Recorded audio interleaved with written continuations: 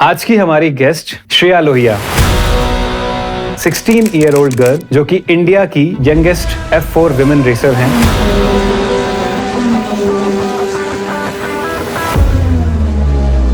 जिनके नाम है 30 पोडियम्स, 8 नेशनल अवार्ड्स और प्रधानमंत्री राष्ट्रीय बाल पुरस्कार। Shreya, welcome to the Himachali podcast. Thank you for having me. F1, F2, F3 और F4 में क्या डिफरेंसेस हैं? आप ऐसे ले लो जैसे स्कूल के अलग स्टैंडर्ड्स हुए, जैसे फार्मूला 4 10th ग्रेड हुआ, फार्मूला 3 11th हुआ, formula 2 12th and F1 college.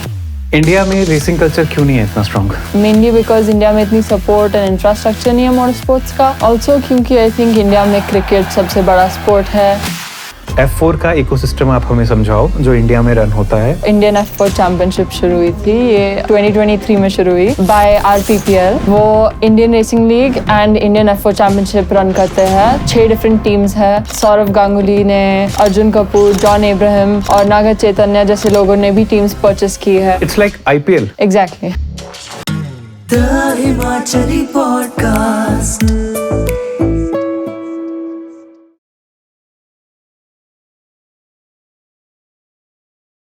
Shreya, welcome to the Himachali podcast. Thank you for having me. Shreya, इतनी सारी अचीवमेंट्स आपने इतनी कम एज में कर ली हैं, थोड़ा सा हमें बताओ ना अपनी जर्नी के बारे में। कहाँ से ये सब शुरुआत हुई? ये सब कुछ मोटर स्पोर्ट्स तब शुरू हुआ था जब मैं 9 साल की थी, तो अब 8 साल पहले की बात है ये। अब मैं 16 साल अभी हूँ।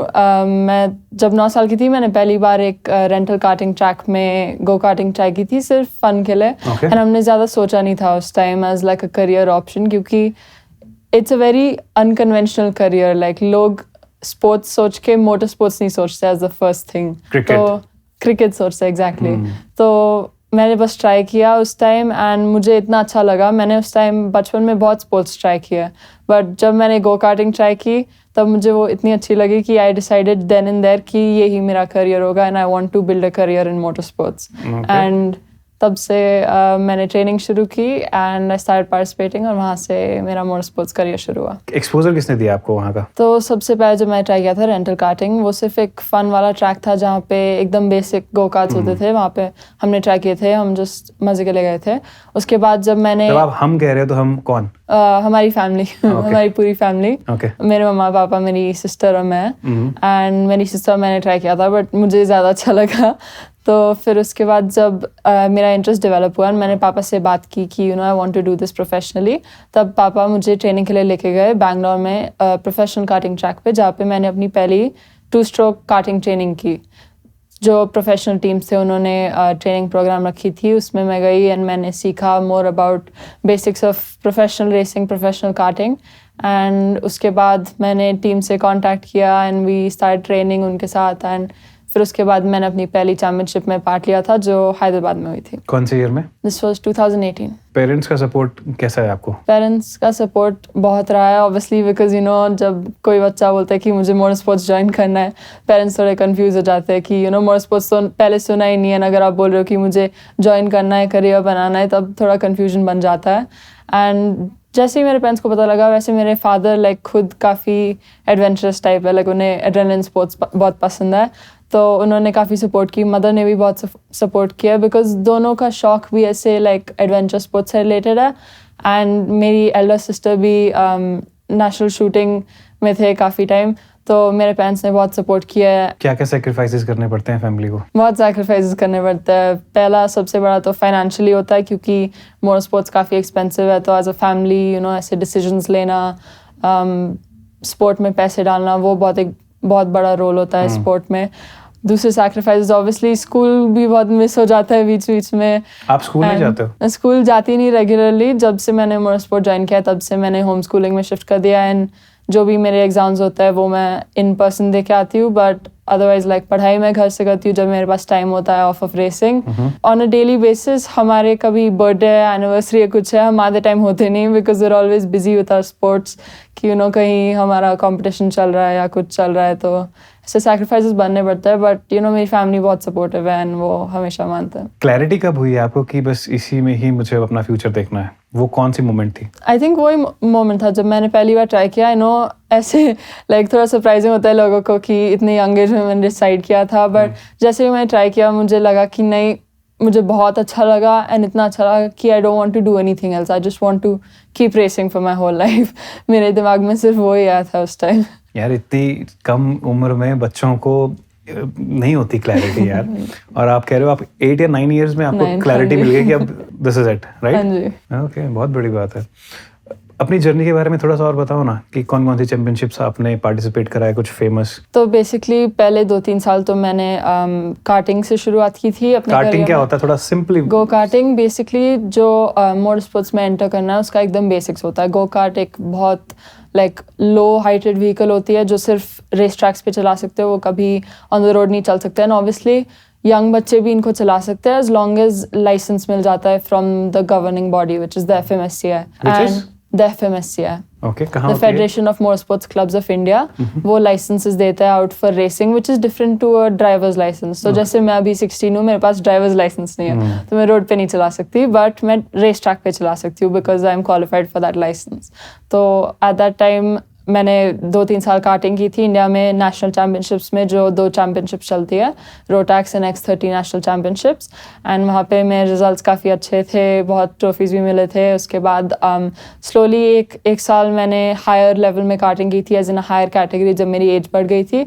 एंड उसके बाद लास्ट ईयर 2023 में मैंने सिंगल सीटर का ट्रांजिशन किया which is the start of the journey to Formula 1। तो गो कार्टिंग की मैंने नेशनल चैम्पियनशिप्स की थी एंड अब सिंगल सीटर में भी मैंने नेशनल चैम्पियनशिप्स थोड़ी शुरू की एंड अब मैं इंटरनेशनल भी जा रही हूँ एंड कार्टिंग में भी काफ़ी इंटरनेशनली पार्टिसिपेट किया। इंटरनेशनली कहाँ कहाँ आपने पार्टिसिपेट किया है? कार्टिंग में मैंने इटली में, फ्रांस में और मलेशिया में इंटरनेशनली पार्टिसिपेट किया है एंड अभी सिंगल सीटर में मैंने इंडियन F4 चैम्पियनशिप में पार्ट लिया था, जो एक बेसिकली चैम्पियनशिप है जहाँ पे बाहर के ड्राइवर्स भी आके ड्राइव करते हैं। श्रेया, मेरी तरह बहुत सारे लोग हैं जिनको नहीं पता है स्पोर्ट्स के बारे में बहुत ज़्यादा। ऑल्दो आपके आने से पहले मैंने हफ्ता 10 दिन पहले आपके फादर से भी बात हो रही थी, F1 नेटफ्लिक्स पे देखना मैंने वो शुरू कर दिया था और उसकी वजह से थोड़ा इंटरेस्ट मेरा उसमें पैदा हुआ। बट बहुत सारे लोग हैं जिनको नहीं है पता, तो क्या आप हमें सिंपल भाषा में बता पाओगे कि मोटर स्पोर्ट्स का जो है इकोसिस्टम वो काम कैसे करता है? मोटर स्पोर्ट्स दूसरे स्पोर्ट्स से बहुत अलग है। जैसे एक टाइप का मोटर स्पोर्ट्स नहीं होता, मोटर स्पोर्ट्स अलग अलग टाइप्स के होते हैं। जैसे अगर आप देखो 2 व्हीलर में काफ़ी कैटेगरीज होती है, 4 व्हीलर में काफ़ी कैटेगरीज होती है। तो जो मैं रेस करती हूँ वो Formula 4 है। Formula 4 के अलावा ड्रिफ्टिंग भी है, रैलीइंग, ऑटोक्रॉस, बहुत डिसिप्लिन है मोटर स्पोर्ट में। बेसिकली हर व्हीकल के लिए, हर लेवल के लिए बहुत अलग टाइप के लेवल्स है, you know, for racing drivers. F1, F2, F3 और F4 बड़े कंफ्यूजिंग से साउंड करते हैं। F1, F2, F3 और F4 में क्या डिफरेंसेस हैं? इनमें मेन डिफरेंसेस ये होंगे, आप ऐसे ले लो जैसे स्कूल के अलग स्टैंडर्ड्स हुए, जैसे Formula 4 10th ग्रेड हुआ, Formula 3 11th हुआ, Formula 2 12th and F1 college. वो ऐसे प्रोग्रेशन होता है बेसिकली। जैसे अगर आपने Formula 4 में अच्छा किया, आप Formula 3 में चले जाते हो, Formula 3 में अच्छा किया, Formula 2 में, Formula 2 से Formula 1 which is the pinnacle of Formula racing. और Formula 4 चैम्पियनशिप्स नेशनल और रीजनल लेवल पे चलती है एंड Formula 3 to Formula 1 सारी वर्ल्ड चैम्पियनशिप्स होती है, जिसमें drivers from around the world साथ में पार्टिसिपेट करता है। और क्या रेसिंग रहती है इनकी स्पीड? इनकी स्पीड भी बढ़ती जाती है। जैसे Formula 4 में top speed around 210-220 kilometres per hour होती है। फिर Formula 3 में around 270 kilometres per hour, Formula 2 में around 300 kilometres per hour and Formula 1 में 340 to 350 किलोमीटर्स पर आवर। आप कितना गए हो अभी तक मैक्सिमम स्पीड F4 में? 210 किलोमीटर्स। 210 किलोमीटर्स की स्पीड पे कैसी लगती है दुनिया? बहुत अच्छी लगती है ऑनेस्टली, कभी बाहर आने का मन नहीं होता। कैसा दिखता है आसपास में? आपको लगेगा, सबको लगता होगा कि बहुत ऐसे फास्ट लगता होगा सब कुछ, बट ऑनेस्टली जब आप गाड़ी में बैठे आपको सब कुछ बहुत स्लोली दिखता है। मतलब आपकी आंखें, अगर आप किसी को देख रहे हो, आप देख भी सकते हो किसी ने बोर्ड जैसे पिट बोर्ड्स खड़ाते हैं, हमें कम्युनिकेशन के लिए हमें बताते हैं कि हमें कौन से लैप में अंदर आना है, कुछ करना है, हम बहुत क्लियरली पढ़ सकते हैं even at that speed. India में रेसिंग कल्चर क्यों नहीं है इतना स्ट्रॉन्ग? इंडिया में रेसिंग कल्चर आई थिंक इसलिए है क्योंकि हमारे ज़्यादा रेसिंग ड्राइवर्स है नहीं एंड ज़्यादा हाई लेवल तक गए नहीं है, मेनली बिकॉज इंडिया में इतनी सपोर्ट एंड इंफ्रास्ट्रक्चर नहीं है मोटर स्पोर्ट्स का। जैसे अगर आप अब्रॉड जाओ यूरोप में, वहाँ पे उनके बहुत रेसिंग ड्राइवर्स होते हैं एंड मोस्ट रेसिंग लेजेंड्स अगर आप जानो कहीं जर्मनी से, यूके से एंड स्पेन से, but exactly mainly Europe based racing drivers है काफ़ी फार्मूला 1 में, बट इंडिया में इतना इंफ्रास्ट्रक्चर नहीं है, इतना सपोर्ट नहीं है मोटर स्पोर्ट्स के लिए, इसलिए आई थिंक इतना मोटर स्पोर्ट्स कल्चर है नहीं। ऑल्सो क्योंकि आई थिंक इंडिया में क्रिकेट सबसे बड़ा स्पोर्ट है and cricket I think not just motor sports, अगर आप कोई भी स्पोर्ट देखो क्रिकेट के सामने दूसरे स्पोर्ट्स की इतनी रिकॉग्निशन नहीं होती एंड मोटर स्पोर्ट्स भी इन जनरल काफ़ी एक्सपेंसिव स्पोर्ट है। इस पे डिटेल में बात कर लेते हैं। मोटर स्पोर्ट्स जो है कितना कॉस्टली है और क्या कोई मिडिल क्लास का बच्चा कोई ड्रीम कर सकता है इसके बारे में कि F1 में वो ड्राइव करे? हाँ जी, मोटर स्पोर्ट्स काफ़ी एक्सपेंसिव है, बट आई डोंट थिंक ऐसा इम्पॉसिबल है कि मिडिल क्लास से कोई ड्राइवर नहीं बन सकता। आई थिंक वो डेफिनेटली पॉसिबल है। लाइक आई सेड काफ़ी एक्सपेंसिव है, बट बहुत अपॉर्चुनिटीज़ आ रहा है फॉर इवन ड्राइवर्स जिनको इतनी फाइनेंशियल सपोर्ट नहीं है, एंड अगर और कंपनीज सपोर्ट करते रहे इंडिया में then it should be a lot easier you know drivers के लिए। जैसे हमने देखा है काफ़ी ड्राइवर्स मेनली रिच फैमिली से आते हैं, बट काफ़ी ड्राइवर्स हैं जो मिडिल क्लास फैमिली से भी करियर बना सकता है। जैसे मैं भी खुद मिडिल क्लास फैमिली से हूँ, तो हमने बहुत मेहनत की है to get sponsors, to put up a good resume and stuff. then I think it's not impossible, क्योंकि as long as support मिलती जाएगी और हमारे connections बनेंगे and results आते रहेंगे, तब तक I think अच्छा जा सकता है। क्या क्या चीज़ों में कॉस्ट लगती है इसमें, थोड़ा सा डिटेल में बताइए हमें। मोटर स्पोर्ट्स के कॉस्ट काफ़ी चीज़ों में लगता है। जैसे कार के फीस पे करने पड़ता है, team fees, track day fees, track use करने के लिए भी अलग फीस होते हैं दैट पे करने पड़ता है। इक्विपमेंट भी काफ़ी महंगा होता है। जैसे अगर आप रेसिंग हेलमेट ले लो, एक रेसिंग हेलमेट ही अराउंड 50,000 का होता है। 50,000 का रेसिंग हेलमेट? हाँ जी, बेसिक। हाँ जी, this is like most protective helmet. जैसे मोटर स्पोर्ट्स के अलग हेलमेट्स होता है, जैसे रोड में आप बाइक में यूज़ करते होंगे, वो एकदम अलग है।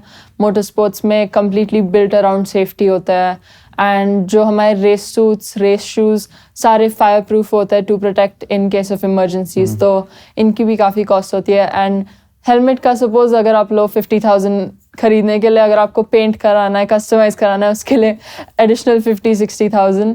तो I think in main areas में काफ़ी कॉस्ट बढ़ जाता है मोटर स्पोर्ट्स का। और ऐसी कौन कौन सी चीज़ें हैं जिन पे ज़्यादा कॉस्ट लगती है इसमें? जैसे हमारा मोटर स्पोर्ट्स में ऐसा सिस्टम, हम हर दिन ट्रेन नहीं कर सकते हमारे स्पोर्ट को, क्योंकि इतना महंगा है एंड ट्रैक पे जाना, गाड़ी लाना, टीम लाना, एवरीथिंग काफ़ी महंगा हो जाता है। तो मोस्ट ड्राइवर्स घर पे एक सिमुलेटर सेटअप करते हैं जो around I think 6 to 7 lakh onwards होता है। अच्छा। जिसपे आप बेसिकली कोई भी ट्रैक चला सकते हो, कोई भी गाड़ी, एंड यू नो आपकी मसल मेमोरी ट्रेन हो जाती है उसमें, एंड आपको ट्रैक्स भी याद आ जाता है। वैसे आप घर से थोड़ा बहुत ट्रेन कर सकते हो, एंड वो काफ़ी एफिशिएंट मेथड है ड्राइवर्स के लिए। वो लाइक सबसे आई वुड से सबसे अफोर्डेबल टाइप मेथड है फॉर लॉन्ग टर्म ट्रेनिंग। आपके पास है सिमुलेटर?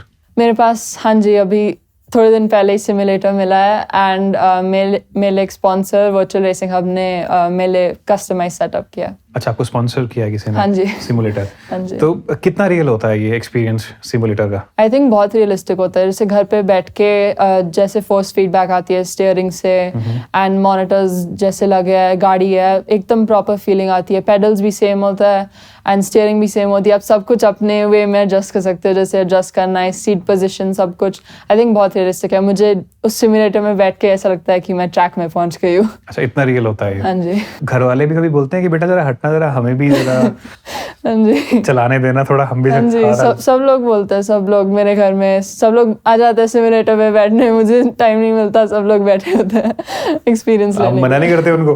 बिल्कुल नहीं। और कौन से एरियाज में कॉस्ट जाती है जो आप कह रहे हो कि बहुत एक्सपेंसिव है? ये तो है, ये चीज़ें हैं। ट्रैवल में भी जैसे आप ले लो, जैसे हम लोग नॉर्थ पार्ट ऑफ इंडिया में रहते हैं, हिमाचल में रहता है, और मोस्ट मोटर स्पोर्ट्स इंडिया में सिर्फ साउथ में चलता है। तो ट्रैवल के लॉजिस्टिक्स, अकोमोडेशन, सब कुछ, अगर मेरी पर्सनल गो कार्ट है, उसको भी हर जगह ले जाना, उसकी भी लॉजिस्टिक्स अलग है। ये सारे एक्सपेंसेस बहुत काफ़ी ऐड अप हो जाते हैं। जैसे इंटरनेशनली भी जाना हो, वहाँ पे बहुत ट्रैवल का भी करना पड़ता है। एंड रेसिंग पहले से ही महंगा है, क्योंकि इसमें इतने लॉजिस्टिक्स, इतने कार के फीस, सब कुछ, और इतने कितने लोग होते हैं एक टीम में ही, कितने इंजीनियर्स होते हैं, कितने मैकेनिक्स होता है, इसलिए। इंटरनेशनली आपने कौन कौन से चैंपियनशिप्स में पार्टिसिपेट किया है? Rotax max go karting championship में गई थी जब मैं 10 साल की थी, मलेशिया में, जहाँ पे मैंने पहली बार इंटरनेशनली चलाया। और फिर उसके बाद मैं इटली भी गई थी गो कार्टिंग की ट्रेनिंग करने। कौन सी उस जगह? टाइम साउथ गार्डा कार्टिंग एक ट्रैक है जहाँ पे काफ़ी फेमस F1 ड्राइवर्स भी आते हैं ट्रेनिंग करने। और फिर उसके बाद मैं फ्रांस गई थी FIA गर्ल्स ऑन ट्रैक के प्रोग्राम में, जहाँ पे कौन से प्रोग्राम में? FIA गर्ल्स ऑन ट्रैक के प्रोग्राम में, जहाँ पे मैं सिलेक्ट हुई थी out of 14 girls around the world. वहाँ पे जाके मैंने पार्टिसिपेट किया था, उसमें भी काफ़ी अच्छा था। मैं 4th आई थी उसमें तो काफ़ी अच्छा गया। 14 girls around the world select होती हैं, जिसमें श्रेया लोहिया जो है 4th पोजीशन पे आती हैं। कैसा एक्सपीरियंस था वो भी काफ़ी अच्छा एक्सपीरियंस था, बट आई थिंक एक मेन चीज़ वहाँ से समझ आई थी कि इंडिया और यूरोप के मोटर स्पोर्ट्स इंफ्रास्ट्रक्चर में बहुत डिफरेंसेस है। इसके बारे में बात कर लेते हैं फिर। इंडिया और यूरोप के मोटर स्पोर्ट्स के इंफ्रास्ट्रक्चर में कितना डिफरेंस है? इंडिया और यूरोप में काफ़ी डिफरेंस है अभी मोटर स्पोर्ट्स में। इंडिया में अभी ग्रो हो रहा है मोटर स्पोर्ट्स, बट उस रेट पे नहीं जितना यूरोप में पहले ही ग्रो हो चुका है। वहाँ पे जैसे बहुत ज़्यादा रेस ट्रैक्स है, एक कंट्री में इतने ज़्यादा रेस ट्रैक्स है, और इंडिया में हमारे पास सिर्फ बुद्ध इंटरनेशनल सर्किट है जो अभी, हाँ जी, जो अभी चलता भी नहीं है। नहीं चलता वो? हाँ जी, जो अभी मेनली बहुत छोटे इवेंट्स के लिए यूज़ होता है, लाइक फार्मूला 1 कितने सालों से नहीं आया इंडिया में। एंड यूरोप में ऑलमोस्ट हर कंट्री में फार्मूला 1 की रेस होती है, एंड उनके हर कंट्री में मल्टीपल ट्रैक्स होता है। कार्टिंग ट्रैक्स भी उनके बहुत 10 ट्रैक्स होते हैं एटलीस्ट एक कंट्री में। वहाँ पे ट्रेनिंग अकेडमीज है, एंड बहुत टीम्स है अलग, इंडिया से ज़्यादा टीम्स भी नहीं है। तो वहाँ पे इंफ्रास्ट्रक्चर कम्प्लीटली अलग है, गाड़ियाँ भी अलग है, लोग भी अलग है, ड्राइवर्स भी, उनका फाइनेंशियल बैकग्राउंड भी। बुद्ध इंटरनेशनल सर्किट आपने भी नाम लिया, इसकी क्या कहानी है?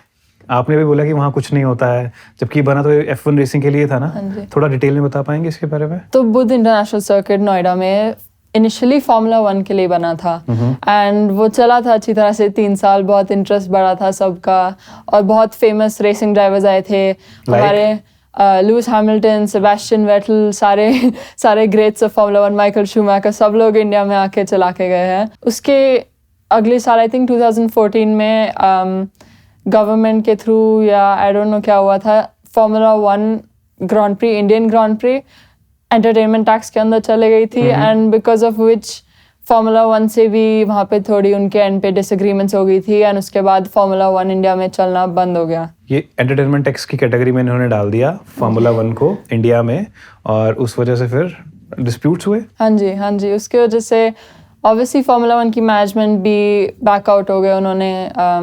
उन्होंने अग्री नहीं किया with this decision obviously, and तब से फार्मूला 1 चला नहीं है इंडिया में।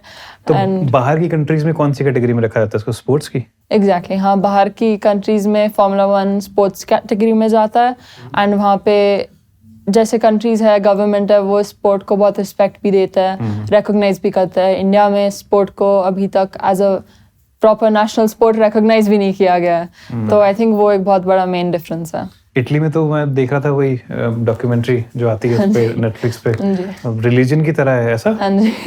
हाँ जी, हमें वैसा ही ग्रोथ चाहिए इंडिया में, जैसे दूसरी कंट्रीज बहुत सपोर्टिव है, वैसा ही ग्रोथ जब हम इंडिया में लाएंगे वैसे ही। इंडिया का आपको क्या लगता है कि फ्यूचर में कोई F1 टीम होगी अपनी? आई थिंक पॉसिबल तो हो सकता है, आई मीन मना तो नहीं कर सकते कभी। आई थिंक डेफिनेटली हो सकता है। It's just a matter of support, a matter of interest की कंपनीज इसमें इंटरेस्ट ले। जैसे टाटा और महिंद्रा, ये लोग फार्मूला ई में टीम्स को सपोर्ट करते हैं, इनकी खुद की टीम्स है फार्मूला ई में, but in the other side of motor sport या इंडियन ड्राइवर्स के लिए इतना सपोर्ट उनका नहीं रहा है, या कोई इंडियन कंपनी का इतना सपोर्ट नहीं रहा है जितना किसी यूरोप की ऑटोमोबाइल कंपनी का या मोटर स्पोर्ट कंपनी का रहा है। टाटा और महिंद्रा जैसी बड़ी बड़ी कंपनीज फार्मूला ई में इन्वेस्ट करती हैं, बट ये F1 की तरफ, फार्मूला 1 की तरफ नहीं करती, ऐसा? अभी तो नहीं, एट द मोमेंट नहीं। काफ़ी साल पहले फोर्स इंडिया जो F1 टीम थी, वो उनकी खुद की F1 टीम थी, एंड वो बहुत सपोर्ट करते थे। बहुत इंडियन स्पॉन्सर्स भी थे उस टीम में। विजय माल्या की थी? विजय माल्या जी की, हाँ जी, बट थोड़े साल बाद वो भी बंद हो गई थी। सहारा ने परचेज किया था, मैंने पढ़ रहा था। हाँ जी, 49% स्टेक लिया था। बाद में उसको किसी और ने खरीद लिया था। हाँ जी, फिर उसके बाद अभी लॉरेंस स्ट्रोल जो एस्टन मार्टिन की टीम ओन करते हैं उन्होंने खरीद ली थी। उसके बाद वो टीम उस टीम की डेवलपमेंट उधर ही बंद हो गई and it transition to Aston Martin.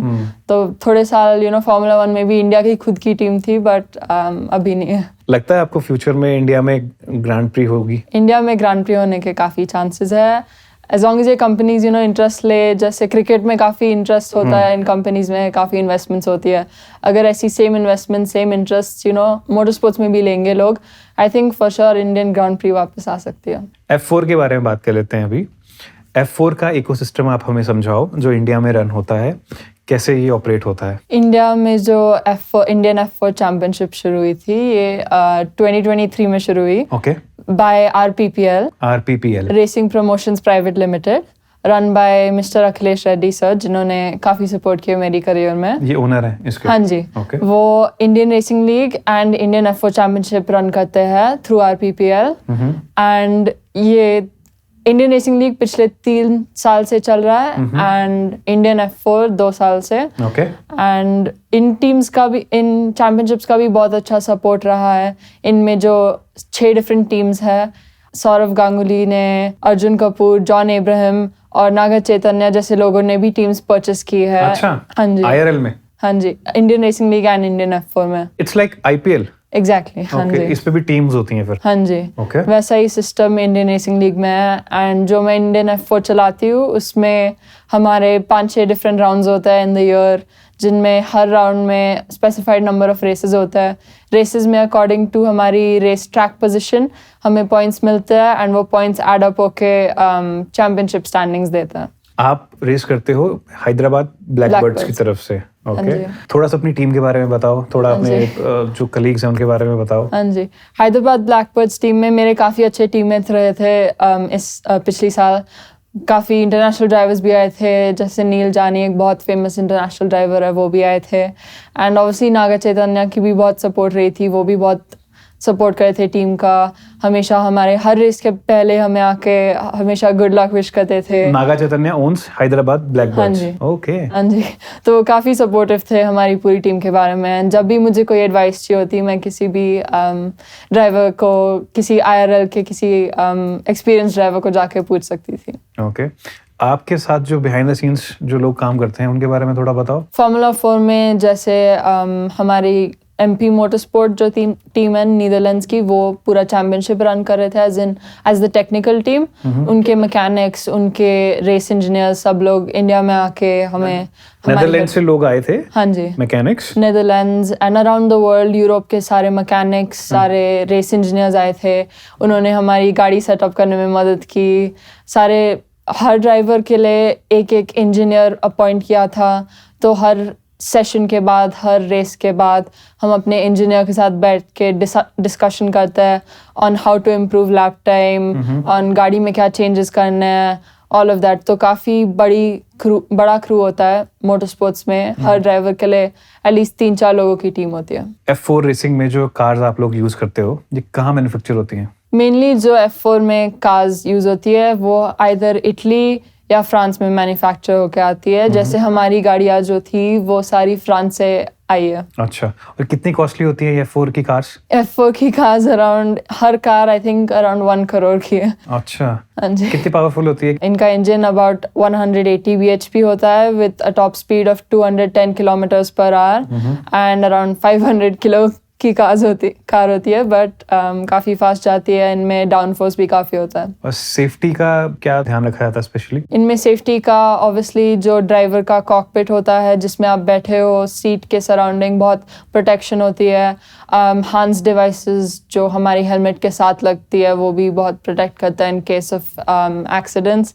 And hello जो रिसेंटली जो 5-6 साल पहले इंट्रोड्यूस हुआ था, वो भी F4 कार्स में लगा हुआ है। क्या होता है उसमें? वो बेसिकली गाड़ी में जैसे आप बैठे हो कॉकपिट में, आपके सामने एक सॉर्ट ऑफ मेटल स्टील का स्ट्रक्चर बहुत स्ट्रॉन्ग स्ट्रक्चर बना होता है जो इन केस ऑफ अ टॉपल, अगर आपकी गाड़ी फ्लिप हो जाए देन वो उस पे लैंड होती है and it protects you know the head region, everything, पूरी गाड़ी को प्रोटेक्ट करती है basically and driver from getting any injuries. ये 5-6 साल पहले इंट्रोड्यूस हुआ हाँ है। जी। उससे पहले क्या होता था? सिमिलर ही था बट आई थिंक हेलो का डेवलपमेंट भी काफ़ी इंपॉर्टेंट था। जैसे मोटर स्पोर्ट्स काफ़ी डेंजरस स्पोर्ट है, हमने काफ़ी बुरे एक्सीडेंट्स भी देखे हैं कभी कभार जैसे जब हेलो इंट्रोड्यूस नहीं हुआ था।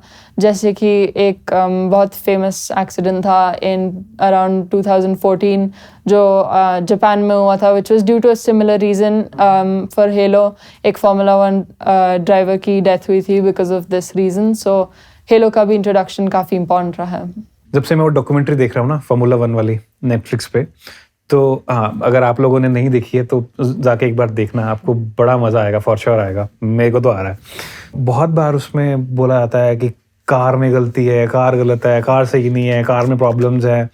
वो क्यों होता है? मतलब बहुत बार ऐसा देखा गया है कि 1 रेस, 2 रेस, 3 रेस में भी वो सिमिलर प्रॉब्लम्स चल रही है और वो ड्राइवर बाद में फिर फ्रस्ट्रेट हो रहा है।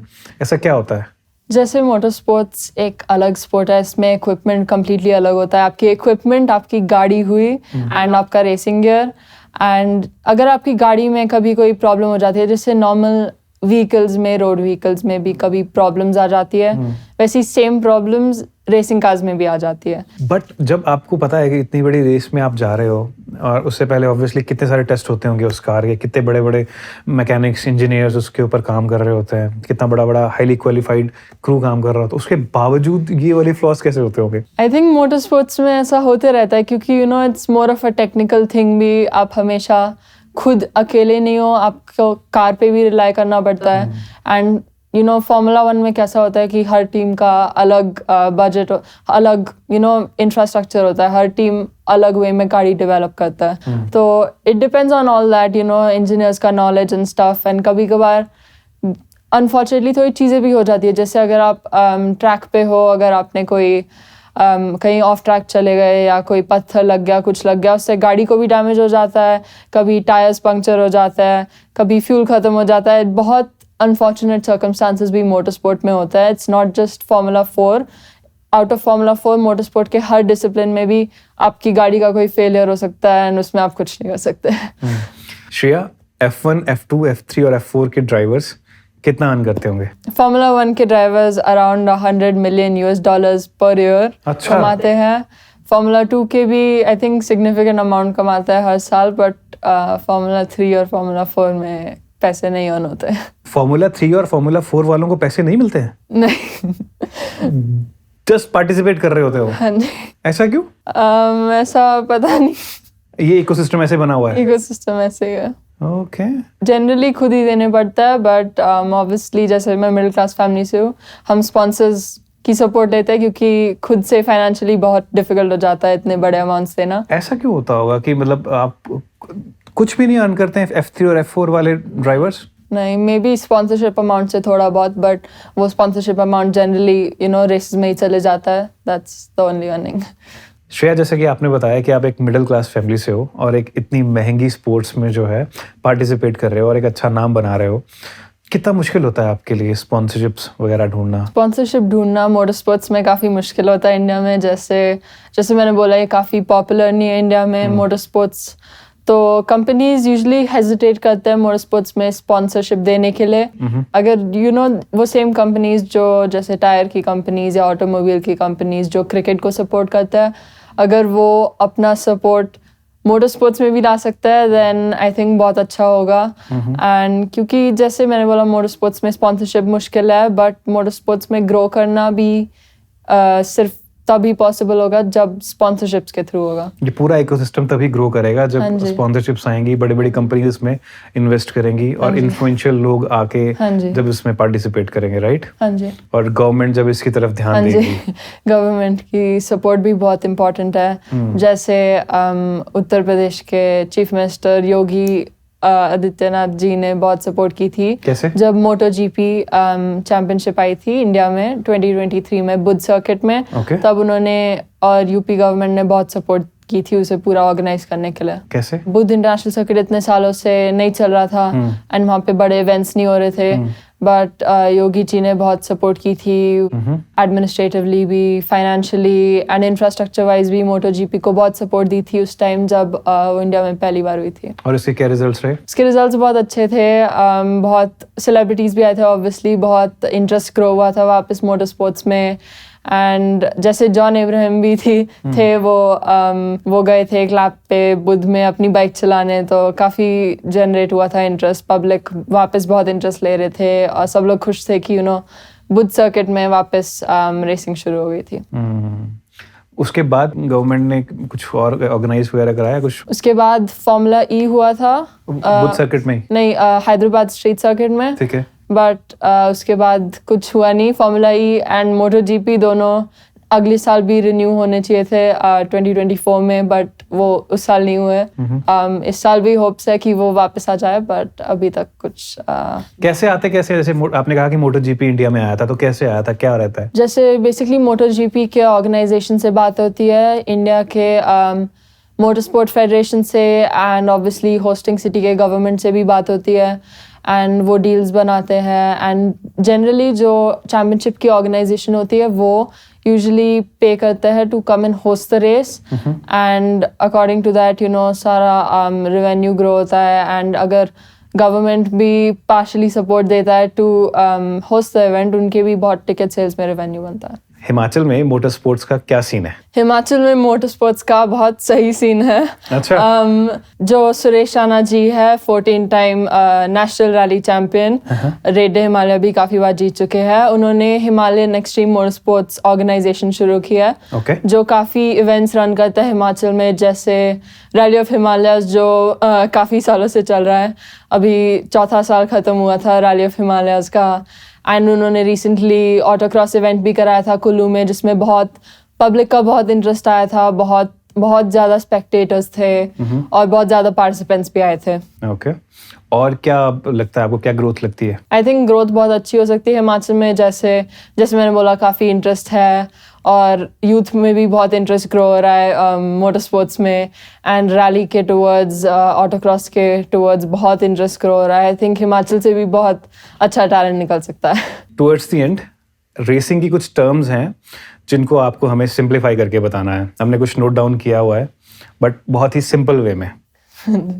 पोल पोजीशन क्या होती है? आप पोल पोजीशन को ऐसे समझ लो जैसे हर साल आईफोन का नया मॉडल आता है। yes. और जैसे फॉरेन प्लेसेस में यूजुअली बहुत लंबी लाइन लगी होती है, सब लोग फोन लेने आता है आईफोन स्टोर के बाहर। हाँ जी, स्टोर के बाहर। वैसे ही सेम जो आजकल इंडिया में भी लग गई है, लोग लाइन में खड़े कि मुझे सबसे पहले आईफोन लेना है, वैसे ही सेम पोल पोजीशन रेसिंग में हुआ कि क्वालिफाइंग में जो भी सबसे फास्टेस्ट लैप लगा सकता है अराउंड द ट्रैक, मतलब in the least amount of time, वो पोल पोजीशन पे क्वालिफाई हुआ एंड वो रेस में फर्स्ट पोजीशन में स्टार्ट करेगा। P1 exactly. अच्छा, कुछ टर्म्स तो याद है मेरे को भी डॉक्यूमेंट्री देख के।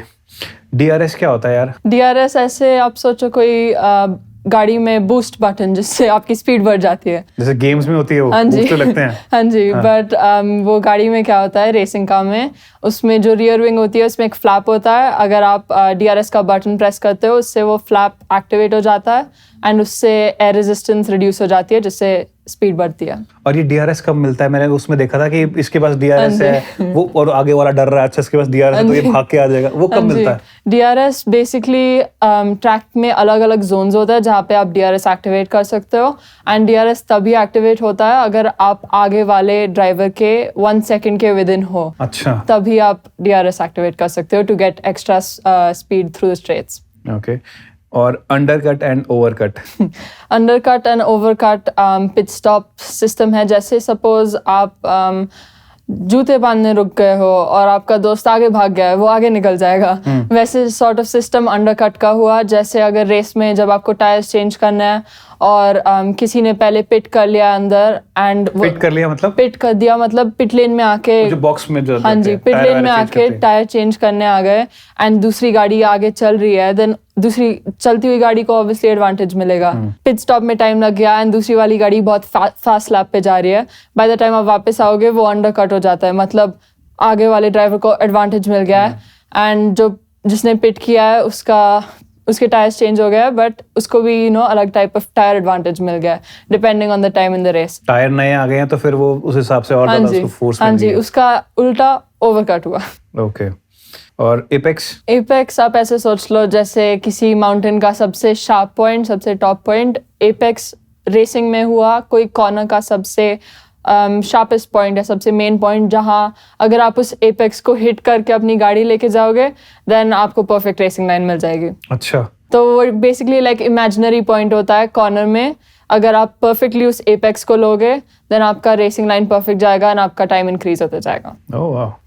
स्लिप स्ट्रीम क्या होता है? स्लिप स्ट्रीम आप ऐसे समझो कि आप रनिंग रेस में दौड़ रहे हो और आपको बहुत तेज हवा फेस हो रही है और आपके आगे कोई टॉल दोस्त है आपका दौड़ रहा है, अगर आप उसके पीछे जाके दौड़ने लग जाओगे ऑब्वियसली सारी तेज हवा उसे फेस करनी पड़ेगी और आपको कम प्रेशर पड़ेगा, और जब आपको मौका मिल जाएगा और आप लास्ट मोमेंट में उसके पीछे से जाके उसे ओवरटेक कर सकते हो। Slip stream is all about advantage, right? Okay. Lockup क्या होता है? लॉकअप आप सोच लो कि आप फुल स्पीड पे दौड़ रहे हो और आप एकदम रुकने की कोशिश करते हो, आप रुक जाओगे पर आपके पैर फिसलते जाएंगे, और वैसे ही गाड़ी में होता है जब आप ज्यादा ब्रेक्स लगा देते हो फॉर एग्जांपल, तब आपके व्हील्स लॉकअप हो जाते हैं, रुक जाते हैं, पर आपकी गाड़ी तब भी चल रही है, आपके व्हील्स रुक गया स्टेशनरी पर आपकी गाड़ी आगे जाती स्लाइड कर रही है। हाँ जी, स्लाइड हो रही है। अच्छा, शेयर टेल मी अबाउट जो श्रीनगर में शो रन हुआ था लास्ट ईयर। श्रीनगर में जो शो रन हुआ था पिछली साल, वहाँ पे हमने फॉर्मूला 4 और IRL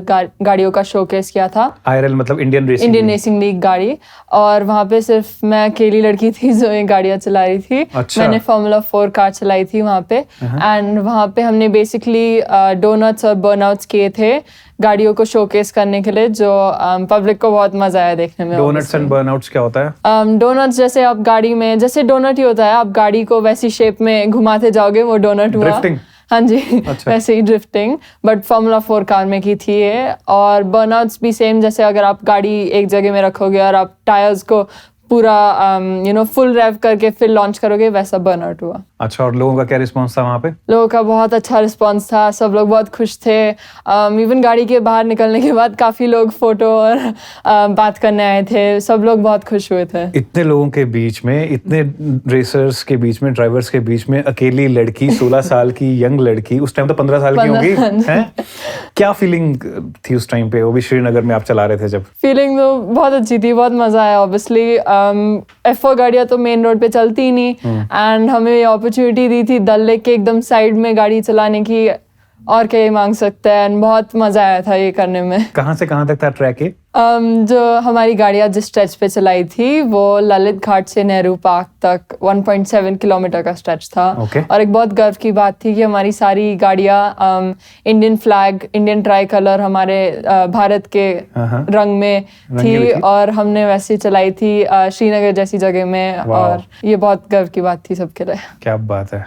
और ये इवेंट किसने करवाया था होस्ट? ये इवेंट वापस RPPL ने कराया था, जो मेरे बहुत सपोर्ट करते हैं, उन्होंने हमारी बहुत सपोर्ट की पूरे शो रन। हाँ जी, अखिलेश रेड्डी जी ने, और उन्होंने हम 3 ड्राइवर्स को बहुत अच्छा मौका दिया वहाँ पे शो रन शोकेस करने के लिए, गाड़ियाँ शोकेस करने। ओके। और सबसे बड़ी बात तो ये थी कि हमारे भारत के प्रधानमंत्री जी नरेंद्र मोदी जी ने इसको बहुत सपोर्ट किया था, श्रीनगर के बारे में बहुत अच्छी चीज़ें कही, हमारे शो रन के बारे में और श्रीनगर की ब्यूटी, और उन्होंने ये भी कहा कि श्रीनगर एक बहुत अच्छी जगह है जहाँ पे बहुत मोटर स्पोर्ट्स की डेवलपमेंट हो सकती है, और इससे इंडिया की मोटर स्पोर्ट्स डेवलपमेंट भी बहुत बड़ी। अच्छा, बहुत प्राउड मोमेंट था हम सब के लिए। हो गई यार, देश का प्रधानमंत्री अगर इस तरीके से अपलॉड कर रहे हैं इस तरीके के स्पोर्ट्स को जो कि इतना कॉमन नहीं है, तो ऑब्वियस सी बात है वो अच्छा लगता है देखने के लिए कि कोई तो सपोर्ट कर रहा है और टॉप लेवल पे कोई कर रहा है। हिमाचल से किसी पॉलिटिशियन ने कभी सपोर्ट किया या किसी गवर्नमेंट ने सपोर्ट किया? देखो, जैसे हम एथलीट्स को सिर्फ जनरली एक ही काम होता है कि हमें मेहनत करनी, हमारे स्पोर्ट के लिए हार्ड वर्क करना है, हमेशा अपना बेस्ट देते रहना है। But outside of that, motor sports भी ले लो, कोई भी स्पोर्ट ले लो, हमें 3 चीज़ों की बहुत इंपॉर्टेंस होती है। एक हुआ रिकॉग्निशन, जैसे मोटर स्पोर्ट्स काफ़ी लोगों को पता ही नहीं, रिकॉग्निशन एक बहुत इंपॉर्टेंट पार्ट हुआ। अप्रिशिएशन, मतलब लोग जब इंटरेस्ट ले स्पोर्ट में, इसको अप्रिशिएट करें, और इसको और बढ़ाते रहे। एंड तीसरा ऑब्वियसली कनेक्शंस भी बहुत इंपॉर्टेंट होता है स्पोर्ट्स में, मोटर स्पोर्ट्स में भी स्पेशली। अगर आपको सही टाइम पे सही लोग मिल जाते हैं तो आपका करियर पूरा उधर ही बन सकता है, सही डायरेक्शन में चला जाता है। हाँ जी, और इन तीनों चीज़ों में अनुराग ठाकुर जी की बहुत सपोर्ट रही है और हम उनकी सपोर्ट के लिए बहुत थैंकफुल है। अगर आज जो मैं फार्मूला 4 ड्राइवर बनी हूँ उनके सपोर्ट से ही ये अनुराग मुमकिन ठाकुर जी। है। हाँ जी। Oh very nice. अच्छी बात है ना, आप किसी की वो कर रहे हो, अगर कोई किसी ने आपके लिए कुछ किया तो हाँ ऑब्वियसली जी। बात है यार, उसको आपको बताना भी चाहिए, बात भी करनी चाहिए हाँ उस जी। चीज़ के बारे में। और हिमाचल गवर्नमेंट को कभी आपने अप्रोच करने की कोशिश करी, कभी फादर ने या आपने कभी, हाँ जी। चाहे बीजेपी हो चाहे कांग्रेस हो, हाँ किसी? जी।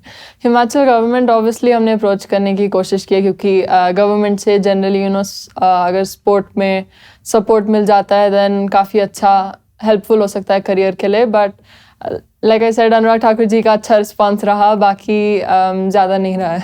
अच्छा, लोकल गवर्नमेंट का कोई सपोर्ट उस तरीके से नहीं मिल पाया? हाँ जी, ज़्यादा तो नहीं। अच्छा चलिए, कोई बात नहीं। श्रेया, फ्यूचर कैसे देखती हैं अपना? फ्यूचर तो होपफुली ऑब्वियसली मेरा मेन गोल फार्मूला 1 तक पहुंचने का है मोटर स्पोर्ट्स में, क्योंकि इंडिया में काफ़ी कम फार्मूला 1 ड्राइवर्स रहे हैं और फीमेल तो रही नहीं है। मुझे ऑब्वियसली इंडिया की पहली फीमेल फार्मूला 1 ड्राइवर बनना है। क्या बात है। I wish you all the very best Shreya. आपको हम बहुत जल्दी देखना चाहेंगे F1 में, और बहुत जल्दी हम एक और पॉडकास्ट आपके साथ करना चाहेंगे जब आप F1 रेसर बन जाओ। और वैसे भी आप बहुत सही कर रहे हो, बहुत कम एज में आपने बहुत कुछ अचीव कर लिया है। आप ऐसे ही लगे रहो। और आपके फादर जो आज यहाँ आए भी हुए हैं इस तरीके से, बाय द वे मैं बता दूं, जो कैमरा के पीछे बैठे हैं, इनकी ड्राइविंग फोर्स, वैसे तो पूरी फैमिली है बट फादर ने के जो सेक्रीफाइसेस है वो बहुत अलग लेवल पे है। सब जगह ही जाते हैं हाँ मोस्टली। जी, हमेशा हर रेस चलिए, weekend. I wish you all the very best. दोनों को ये जोड़ी ऐसे ही कुछ कमाल करती रहे। Thank you so much. Thank you so much. The Himachali Podcast.